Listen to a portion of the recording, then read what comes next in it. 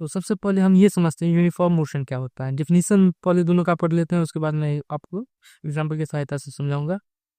और इससे पहले एक छोटा सा रिक्वेस्ट है, जो भी आप अपने जीवन में सीखते हैं उसको अपने प्रैक्टिकल लाइफ से रिलेट करके देखिए। प्रैक्टिकल लाइफ से आप जब रिलेट करते हैं तो आप एक ऑब्जर्वर बन पाते हैं, और एक अच्छे ऑब्जर्वर भी किसी भी चीज़ को अच्छे से समझ पाता है। तो चलिए शुरू करते हैं।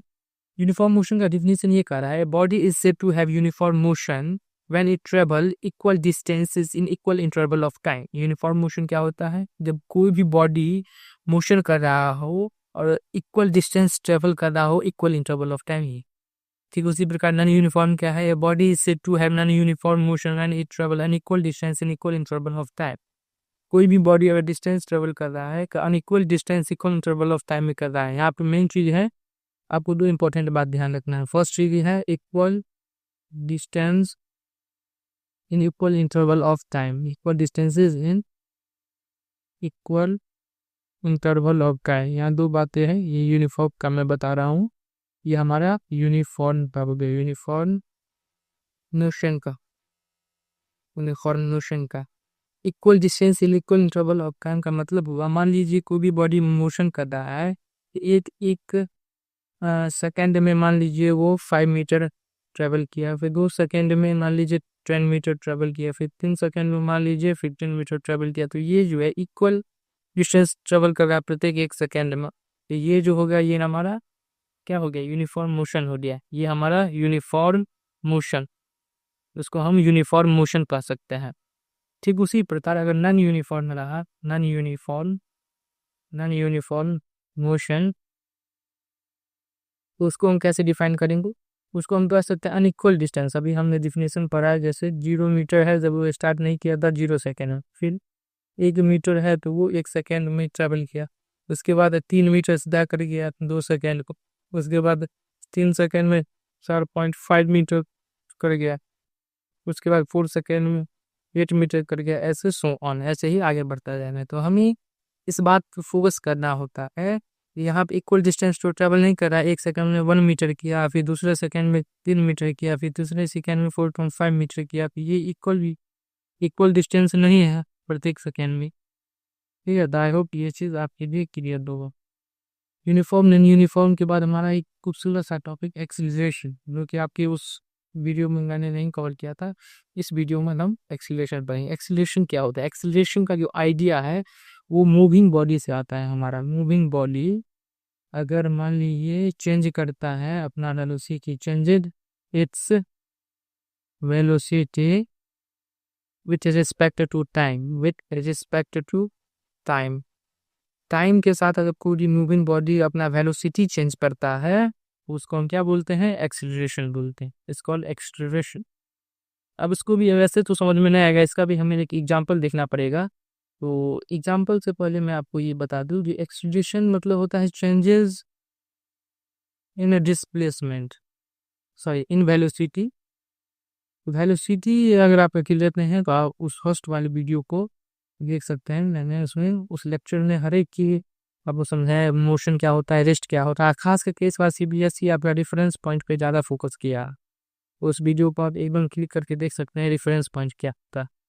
तो वेलोसिटी अगर आपको जानना है तो डिस्प्लेसमेंट में जो चेंज होता है, उसको हम क्या बोलते हैं? वेलोसिटी। डिस्प्लेसमेंट में चेंज होता है टाइम इंटरवल के साथ, टाइम इंटरवल्स। ठीक है, डिस्प्लेसमेंट में जो चेंज होता है टाइम इंटरवल के साथ, तो उसको उनका बोलते हैं वेलोसिटी बोलते हैं। तो वेलोसिटी को आप समझ गए। और डिस्प्लेसमेंट क्या होता है इस वीडियो में उतना नहीं कवर हो पाएगा, लेकिन आप समझ लीजिए शॉर्टेज डिस्टेंस, दो पॉइंट के बीच का शॉर्टेज डिस्टेंस जो होता है, जैसे एक पॉइंट ये है, एक पॉइंट ये है, तो यह जहाँ से स्टार्ट करते हैं उसको इनिशियल पॉइंट बोलते हैं, और जिस पॉइंट पे हमें जाना है उसको फाइनल पॉइंट बोलते हैं। ठीक है, तो वेलोसिटी में चेंज होता है उसको हम क्या बोल सकते हैं? एक्सीलरेशन बोल सकते हैं। एक्सीलरेशन मतलब हुआ जो चेंज इन वेलोसिटी। तो एक्सीलरेशन को आप ऐसे भी डिफाइन कर सकते हैं वेरिएबल में। अगर मान लीजिए वेरिएबल वेलोसिटी कहते हैं, वेरिएबल वेलोसिटी तो क्या होगी? एक्सीलरेशन के एक्सीलरेशन का एक एग्जाम्पल होंगे। वेरिएबल वेलोसिटी का मतलब है, मान लीजिए कोई बॉडी ट्रेवल कर रहा है, एक एग्जाम्पल के दायरे पास होगा। मान लीजिए कोई बॉडी ट्रेवल कर रहा है, वो मान लीजिए 15 मीटर पर सेकेंड ट्रेवल किया, फिर कुछ देर बाद ये कांस्टेंट हो गया, कांस्टेंट रेस्ट में चला गया, फिर वो ट्रेवल किया तो 16 मीटर पर सेकेंड। तो यहाँ पे का वेलोसिटी जो है वो क्या हो रहा है, चेंज हो रहा है, वेलोसिटी जो हो रहा है वो चेंज हो रहा है। तो आप समझ सकते हैं जो वेरिएबल वेलोसिटी को ही एक्सीलरेशन बोलते हैं, एक्सीलरेशंस। ठीक है, अब एक्सीलरेशन तो समझ गए। अब एक्सीलरेशन 3 प्रकार के होते हैं, positive acceleration, negative acceleration and zero acceleration. Zero acceleration ऐसा क्यों? तो अब इनिशियल और फाइनल पॉइंट का भी कॉन्सेप्ट मैंने इस वीडियो में क्लियर किया है। Initial point and final point, इस दोनों की सहायता से आप समझ सकते हैं जो एक्सीलरेशन पॉजिटिव नेगेटिव और जीरो क्यों होते हैं। सबसे पहले हम बात करते हैं पॉजिटिव एक्सीलरेशन की।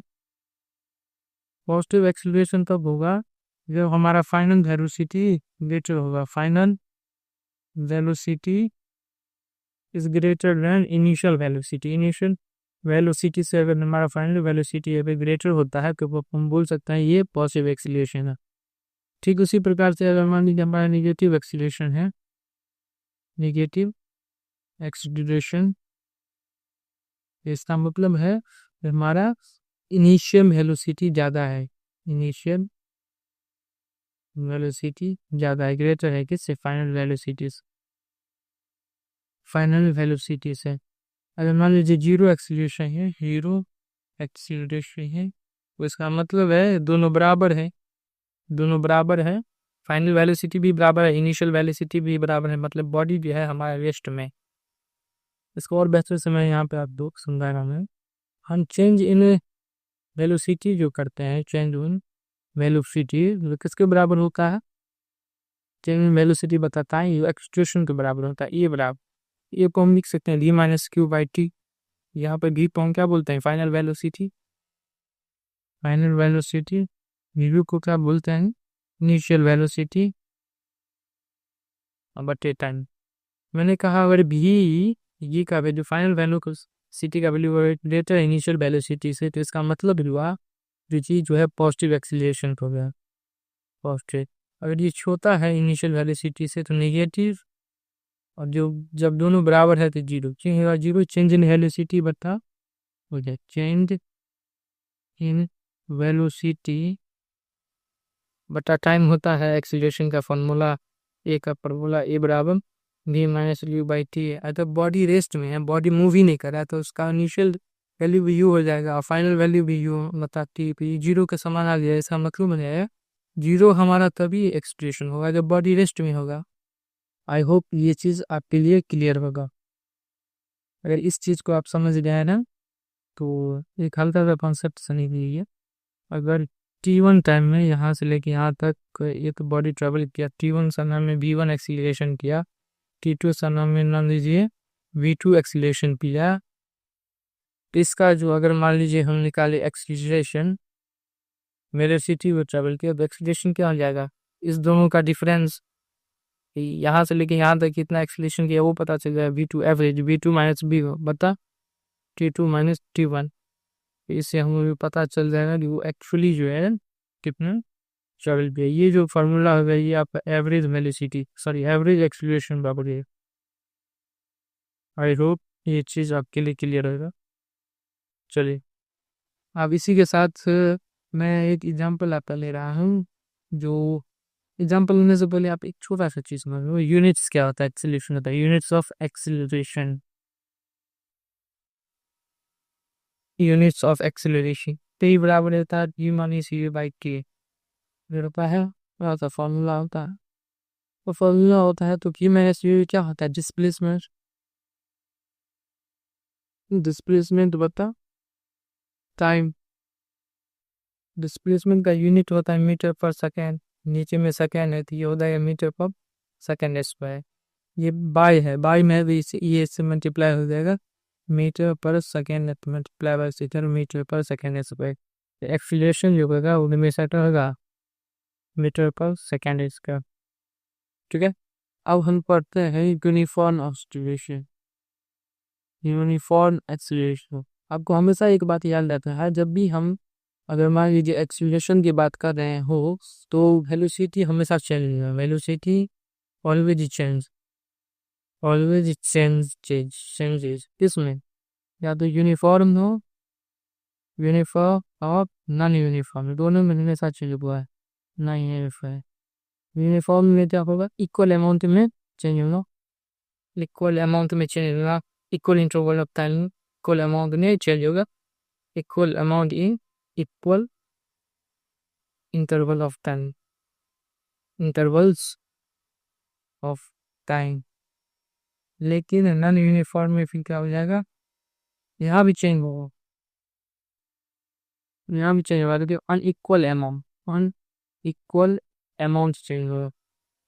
लेकिन अनइक्वल अमाउंट में इसका भी एग्जाम्पल लिया तो बात समझ सकते हैं। Unequal amount in equal interval of time, equal intervals of time.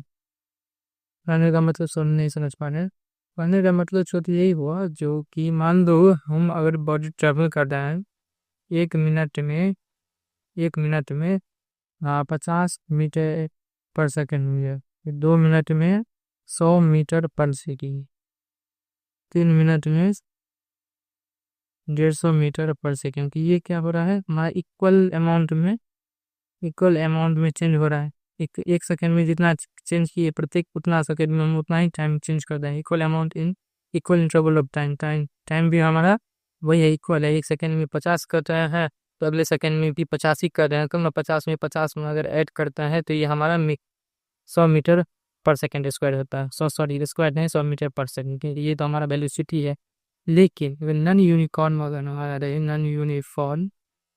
Non uniform अगर हमारा वेलोसिटी रहे, सॉरी एक्सीलरेशन रहे, नॉन यूनिफॉर्म एक्सीलरेशन रहे, तो इसमें क्या हो जाएगा, इसमें होगा कुछ नहीं, इसमें हमारा इक्वल अमाउंट चाहिए। जैसे 1 सेकंड में 20 मीटर पर सेकंड ट्रैवल करना है तो 2 सेकंड में हम 50 मीटर पर सेकंड करता है, 3 सेकंड में हम 80 मीटर पर सेकंड। ये इक्वल तो नहीं है। 20 से 50 में अगर डिफरेंस हम देखें तो 1 सेकंड में हम कितना डिफरेंस करेंगे, 1 सेकंड में हम 30 मीटर पर सेकंड करेंगे। ये क्या है, अनइक्वल है ना, ये तो हमारा अनइक्वल है। तो आई होप कि यहाँ पे 180 नहीं दीजिए, नहीं तो यहाँ भी 30 है, यहाँ 100 माने दीजिए, ठीक है। कोई नॉन यूनिफॉर्म एक्सीलरेशन का मतलब आई होप आपके लिए क्लियर होगा। वेलोसिटी यहाँ भी चेंज होगा। when a body travel when a body changes its velocity with respect to time is called acceleration।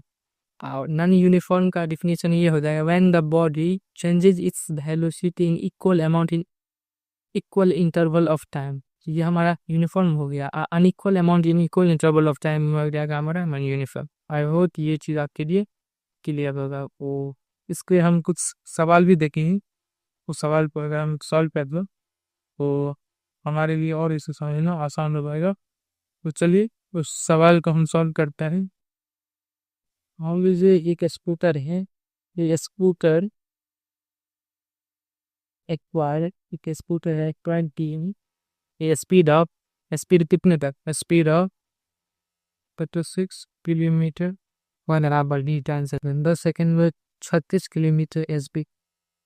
After start करने के बाद स्टार्ट किया तो इसी में कैलकुलेट एक्सीलरेशन